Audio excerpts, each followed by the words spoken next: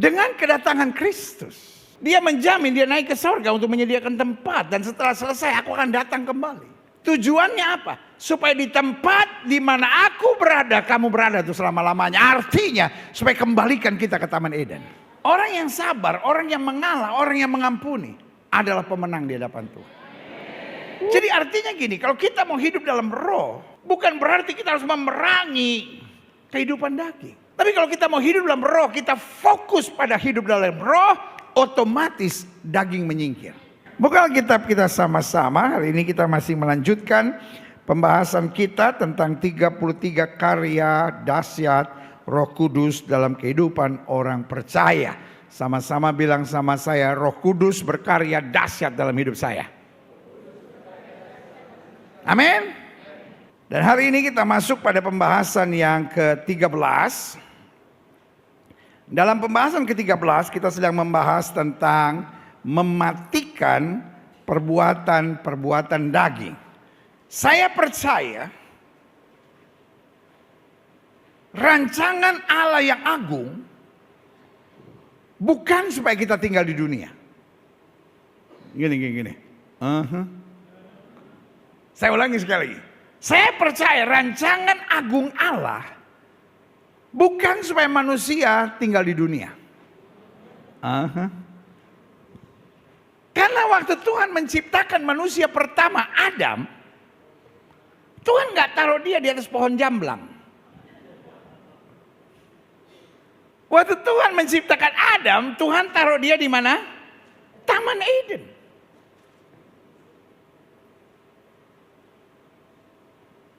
Tapi karena manusia diciptakan segambar serupa dengan Allah, salah satu yang dia harus miliki adalah free will. Karena itu God make choices for them. Dan choices yang Tuhan buat sudah sangat sempit. Semua pohon dalam taman ini boleh kamu makan. Ada orang yang bilang sama saya, kalau Tuhan tahu manusia lemah, kenapa pakai diciptakan pohon yang baik dan yang jahat? Jawaban saya sederhana, cuman satu yang gak boleh. Cuman satu. Duren boleh, nangka boleh, jengkol boleh, petek boleh, yang gak boleh cuman satu. Dan oonnya yang gak boleh justru yang dipilih. But God is no other choice. Tuhan tidak menciptakan malaikat. Tuhan sedang menciptakan manusia segambar serupa dengan Allah. Dan sebagai konsekuensi dari segambar serupa dengan Allah, harus diciptakan manusia dengan free will. Karena itu harus ada choices. Jelas gak sampai di situ? Sehingga the problem is not God who create that tree. Kesalahannya bukan pada Tuhan yang menciptakan pohon pengetahuan yang baik dan yang jahat. Kesalahannya pada apa? Manusia yang gagal memilih kehendak Tuhan. Tapi manusia boleh gagal, Tuhan selalu punya jalan. Kau selalu punya cara untuk menolongku. Amin. Angkat tangan kanan saudara, sama-sama bilang Tuhan selalu punya jalan. Sewaktu manusia jatuh dalam dosa, Tuhan harus keep what he says. Tuhan bilang kalau manusia memakannya, manusia akan mati. Dan kematiannya secara apa? Rohani. Sama-sama bilang sama saya, kematian rohani. Dagingnya hidup nggak? Tetap hidup. Tapi rohnya mati, karena itu dia tidak bisa tinggal di Taman Eden. Karena Taman Eden hanya untuk mereka yang hidup di dalam roh. Tapi rohnya mati. Berarti harus dibuang ke dunia yang disebut dunia daging, bukan dunia roh.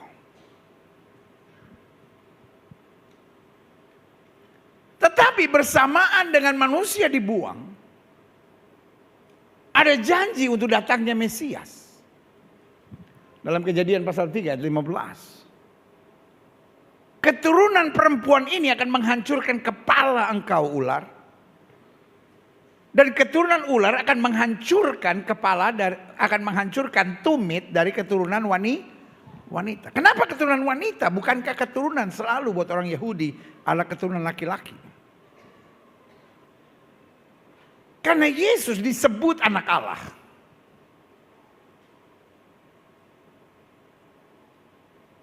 Artinya waktu Allah mengosongkan diri menjadi sama dengan manusia, dia tidak memerlukan laki-laki, dia hanya memerlukan wanita. Karena yang dia pinjam adalah rahim seorang wanita. Yesus bisa nggak tiba-tiba lompat di antara dua gunung? I am your God and your Savior. Bisa nggak? Bisa. Tapi lama-lama itu bukan Natal, tapi Power Rangers.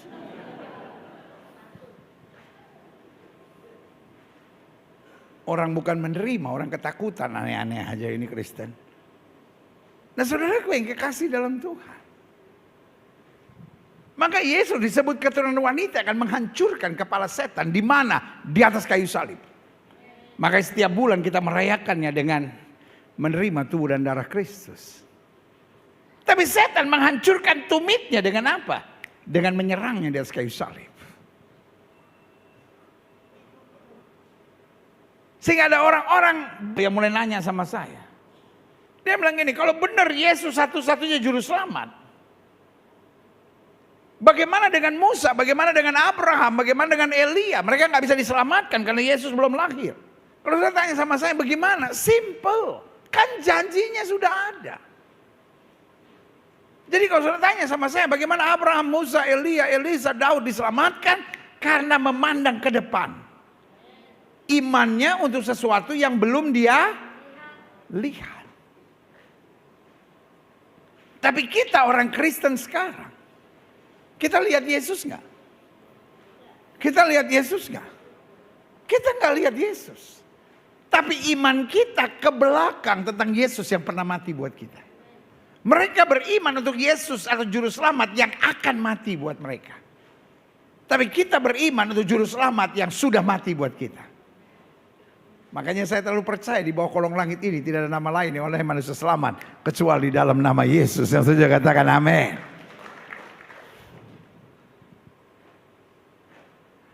Dengan kedatangan Kristus, dia menjamin dia naik ke surga untuk menyediakan tempat. Dan setelah selesai aku akan datang kembali.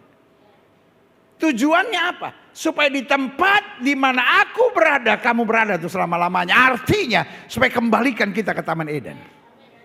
Jelas gak sampai di sini? Tapi supaya jangan sampai dia sedang naik ke surga, kita kacau lagi. Dia berikan Roh Kudus.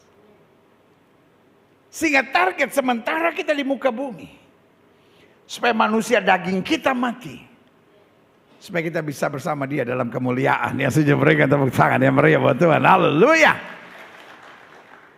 Coba kita lihat ayat-ayat bacaan ini. Sebab mereka yang hidup menurut daging memikirkan hal-hal dari daging. Mereka yang hidup menurut roh memikirkan hal-hal yang dari, jelas ya. Yang membedakan adalah sesuatu yang tidak terlihat, yaitu pikirannya.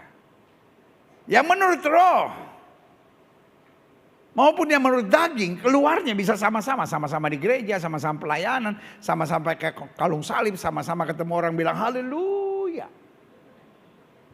Tapi yang membedakan yang ada di kalau kamu hidup menurut daging, kamu akan memikirkan hal-hal yang dari daging. Kalau kamu dari roh, kamu memikirkan hal-hal yang dari roh. Klik. Karena keinginan daging ujung-ujungnya adalah maut.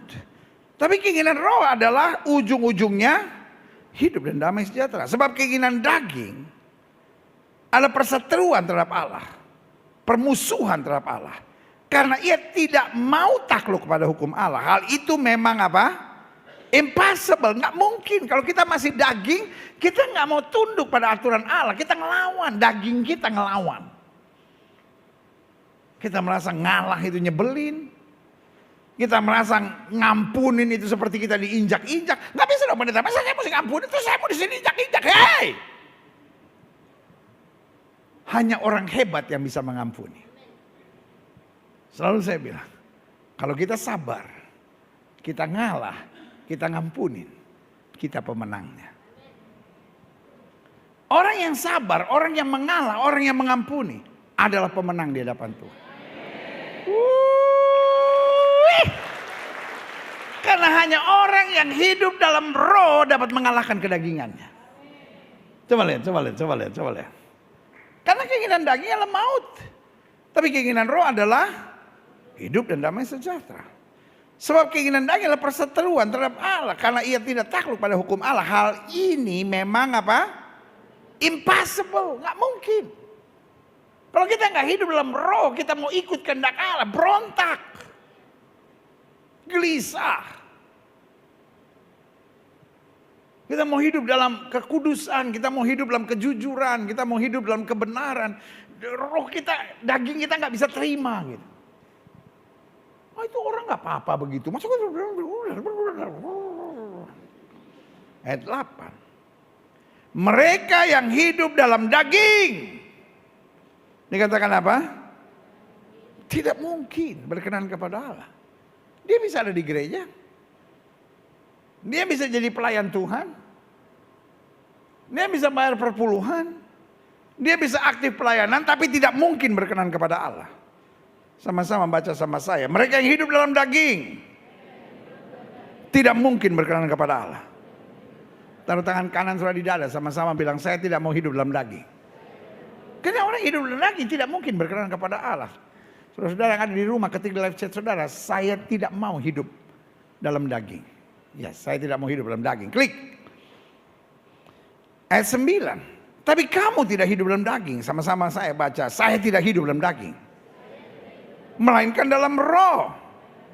Jika memang roh Allah diam dalam kamu. Tapi jika orang tidak memiliki roh Kristus, meskipun dia ada di gereja, meskipun dia bawa Alkitab, ia bukan milik Kristus. Makanya kan Alkitab udah bilang, pada hari terakhir akan datang banyak orang yang berkata, Tuhan, aku sudah berbuat demi nama-Mu, aku sudah usir setan demi nama-Mu, aku sudah menyembuhkan orang sakit demi nama-Mu. Dan Yesus berkata, aku akan berterus terang kepada mereka, hanyalah dari hadapanku, kamu pembuat kejahatan, I don't know you. Aku tidak kenal kamu.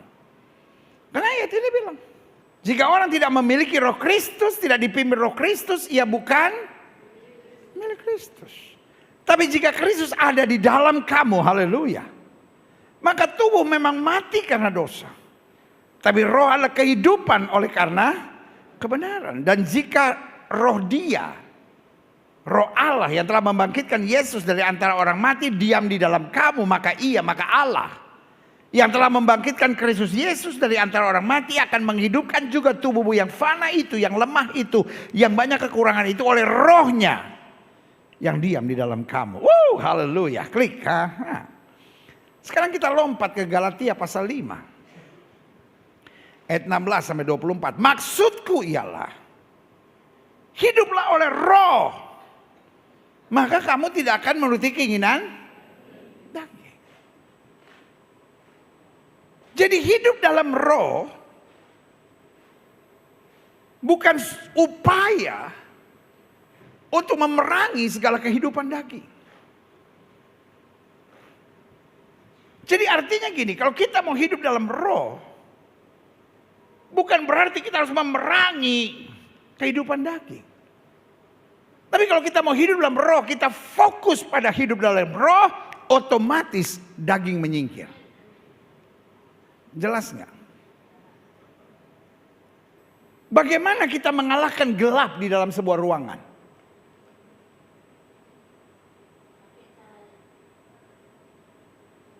Jangan usir kegelapan itu. Saya nggak bisa masuk kamar dalam kegelapan lalu bilang, gelap keluar, gelap keluar. Terus doa, ya Tuhan kirim gelap-gelap ini keluar. Setan aja ketawa, lihat saudara. Ini orang imannya besar tapi gobloknya parah.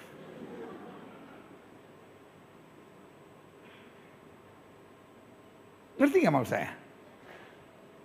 Cara yang paling sederhana adalah turn on the light.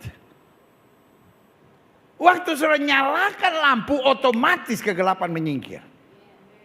Karena apa itu kegelapan? Kegelapan artinya ketiadaan sinar. Jadi bagaimana kita mengusir kegelapan hanya dengan menyalakan terang. Bagaimana kita mengusir kedagingan hanya dengan hidup dalam roh. Berikan tepuk tangan dan berikan Tuhan. Selanjutnya, sebab keinginan daging berlawanan dengan keinginan roh. Dan keinginan roh berlawanan dengan keinginan daging. Karena keduanya contrary. Sehingga kamu setiap kali tidak melakukan apa yang kamu kehendaki. Akan tetapi jika kamu memberi dirimu dipimpin oleh roh. Haleluya. Maka kamu tidak hidup di bawah hukum Taurat. Kamu tidak hidup di bawah hukum daging. Nah. Yes. Ayat selanjutnya. Perbuatan daging, buah-buah perbuatan daging telah nyata. Yaitu apa? Percabulan, kecemaran, hawa nafsu, penyembahan berhala, sihir, perseteruan, selalu mau ribut aja, perselisihan, selalu berselisih, gak bisa terima orang, iri hati, amarah, selalu meledak-ledak emosinya, kepentingan diri sendiri, egois, percidraan, maunya nyusahin orang, roh pemecah, gak bisa damai, gak bisa bersatu, kedengkian, gak bisa bersyukur lihat kemajuan orang, kemabukan, pesta pora dan sebagainya. Terhadap semuanya itu, terhadap buah-buah daging itu, kuperingatkan kamu seperti yang telah kubuat dahulu, bahwa barang siapa melakukan hal-hal yang demikian, Alkitab tidak berkata kayaknya ia tidak akan mendapat bagian dalam kerajaan Allah. Jelas ia tidak akan mendapat bagian dalam kerajaan Allah. Amin. Sebab kalau saudara mendengki, saudara mendendam, saudara penuh amarah, lalu saudara yakin saudara masuk surga. Saudara pikir saudara ada orang dalam kah? Sampai malaikat bilang, enyah kamu. Petrus bilang, boleh. Ada kata belece, boleh. Ayat ini jelas bilang, tidak akan mendapat tempat. I'm your pastor. Buat saudara yang ada di rumah, buat saudara yang ada di gereja, I'm your pastor, I love you so much. Saya bukan hanya senang lihat saudara ada di gereja ini. Tetapi saya mau pastikan bahwa setiap kita akan berjumpa di sorga rumah Bapa yang kekal. Ini yang bilang amin, apalagi yang tepuk tangan pasti. Dia yakin, amin. Tapi yang begini.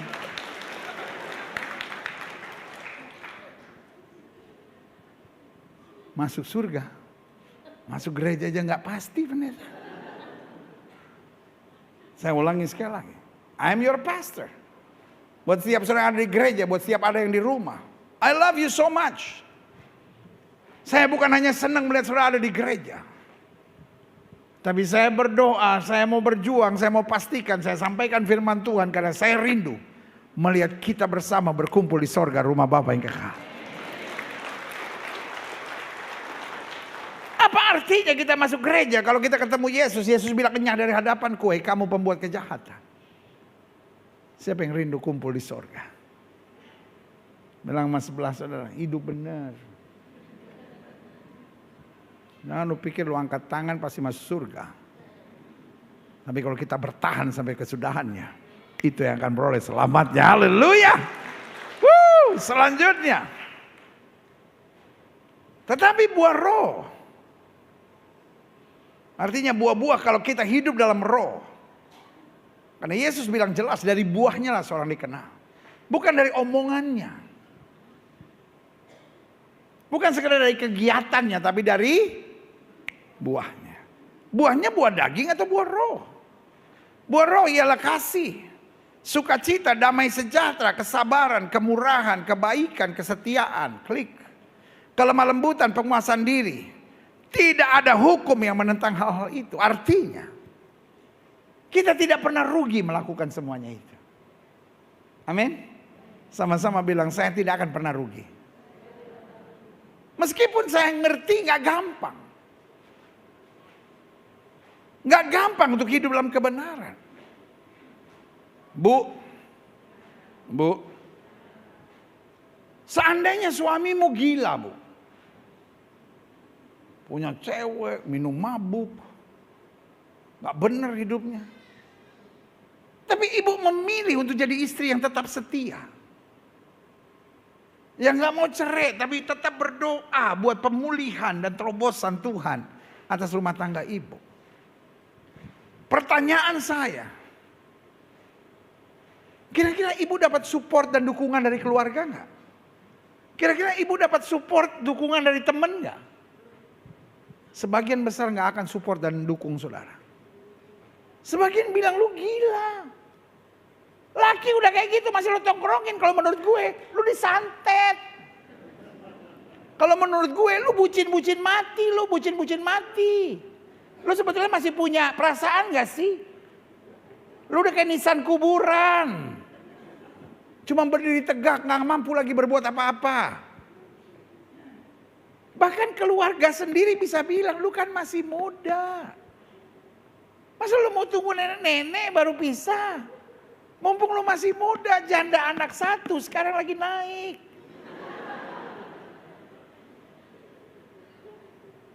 Sembarang aja lu ngomong, lu pikir properti.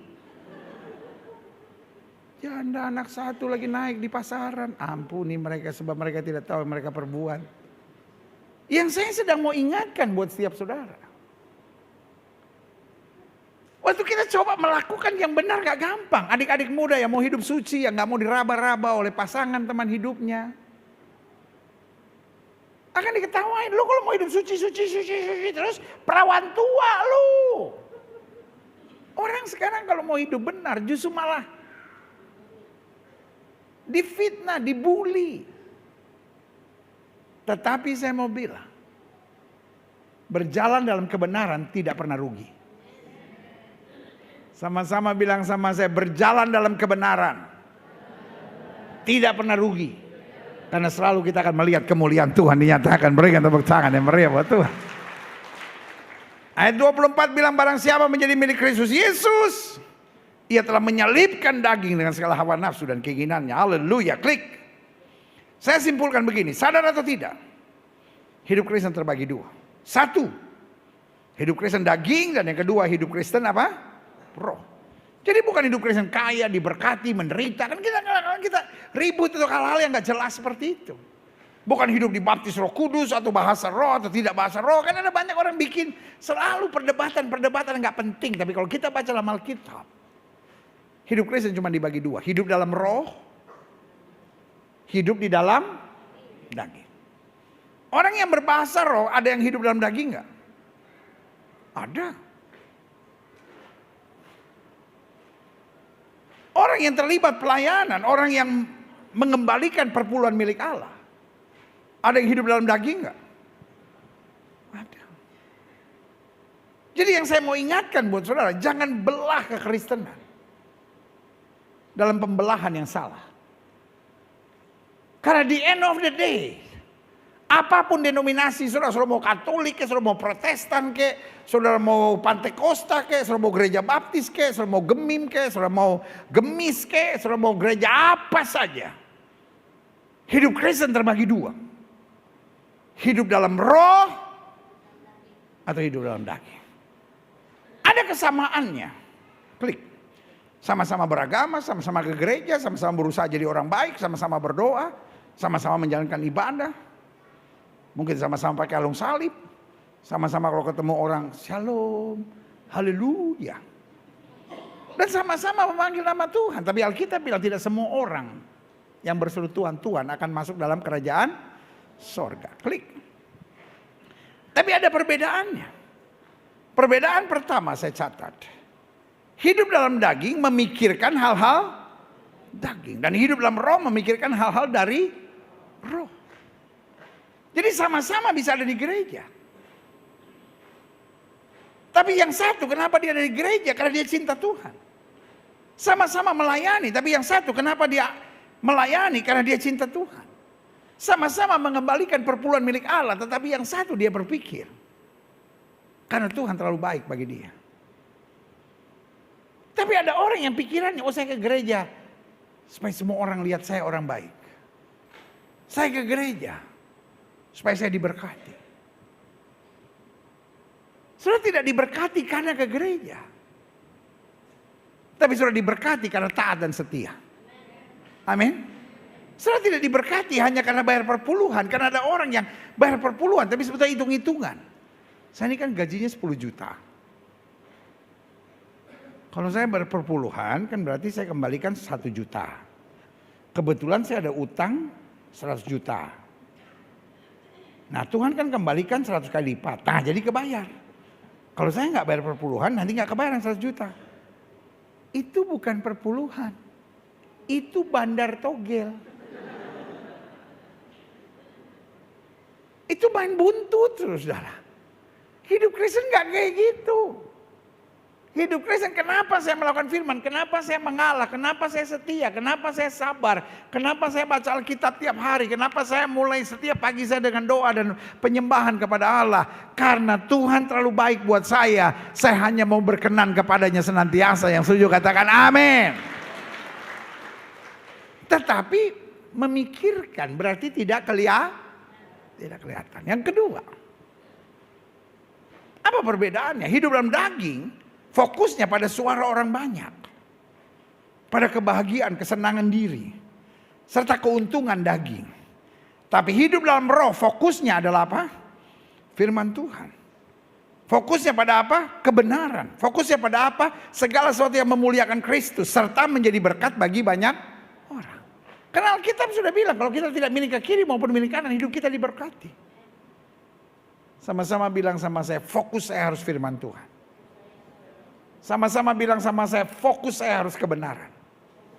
Karena kita bilang, kalau kamu tahu kebenaran, kebenaran itu akan memerdekakan kamu. Fokus saya harus yang memuliakan Kristus.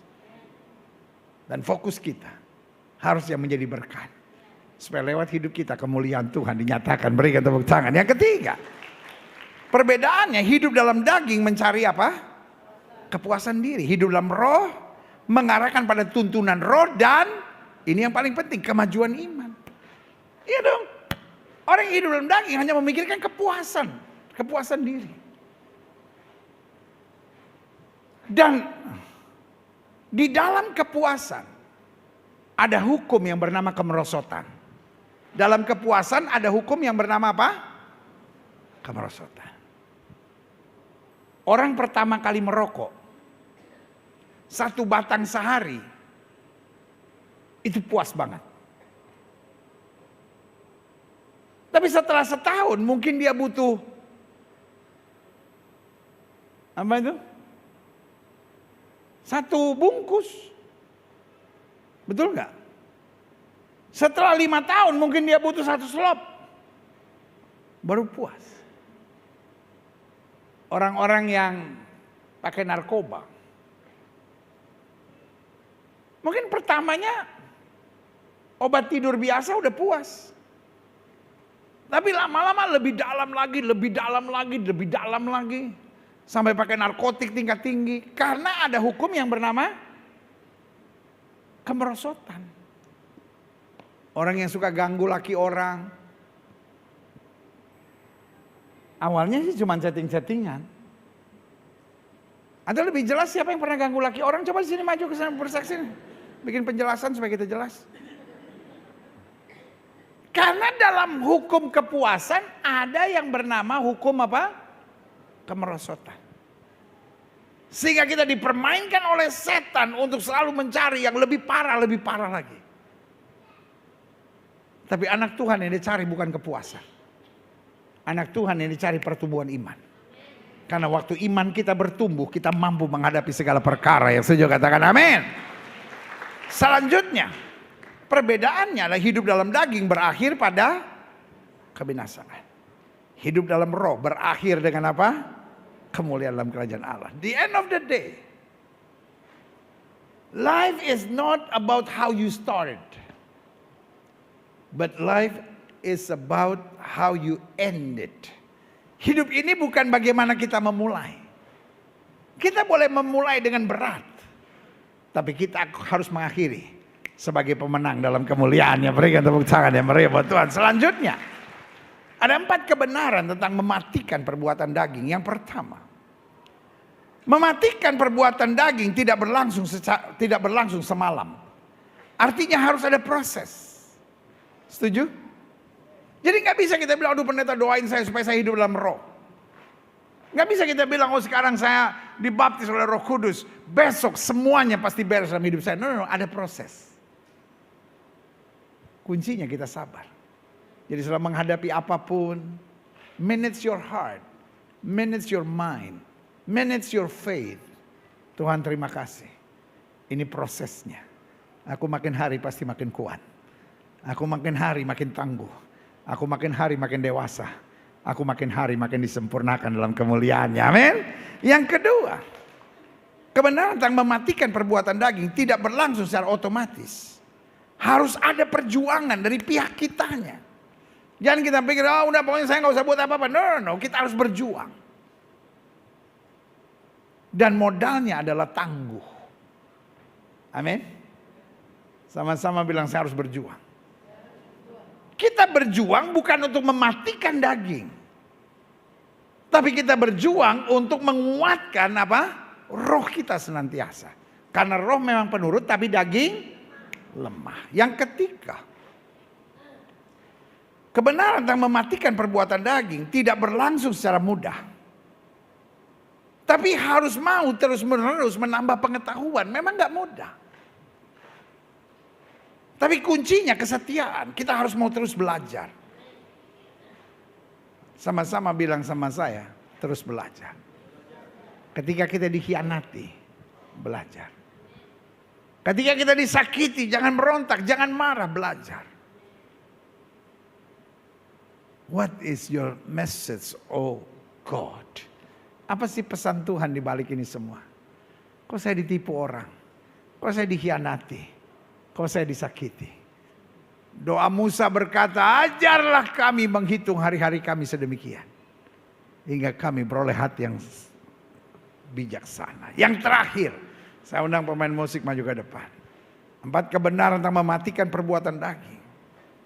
1, tidak berlangsung semalam, harus ada proses, modalnya sabar.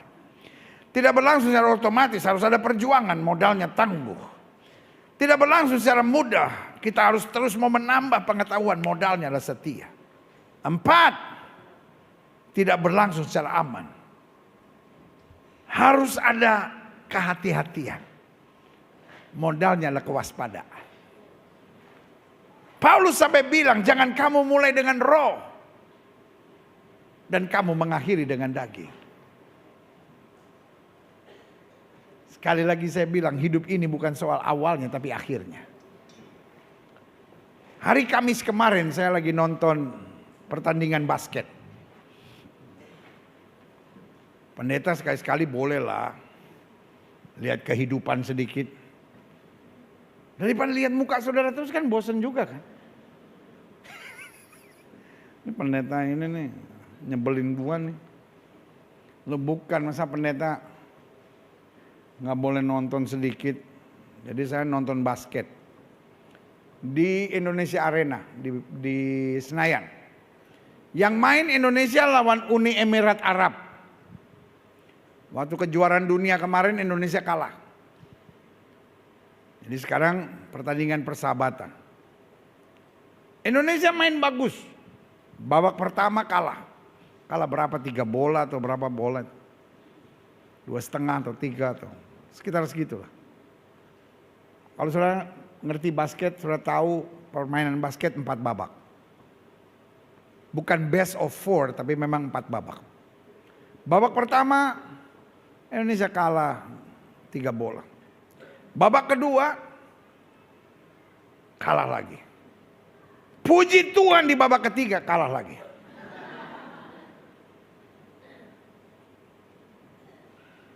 Babak keempat baru berlangsung 5 menit Indonesia menang setengah bola. Karena ada 3 shoot point. Menang 1 bola.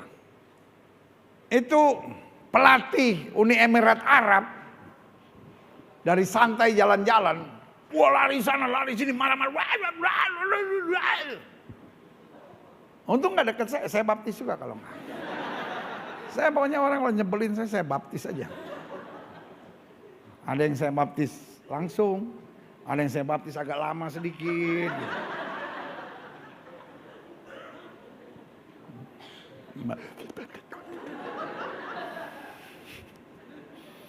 Teriak-teriak, wah. Tapi akhirnya Indonesia menang. Alhamdulillah. Dan Uni Emirat Arab nggak bisa bilang, kan babak 1, babak 2, babak 3 gua menang. Loh, akhirnya kan Indonesia yang menang. Betul nggak? Hidup kan bukan soal babak 1, babak 2 atau babak 3, hidup soal bagian terakhirnya. Hari-hari ini mungkin perjalanan sudah berat. Tapi orang yang hidup dalam roh akan mengakhiri perjalanan dengan kemenangan. Beri tepuk tangan. Saya undang kita semua bangkit berdiri.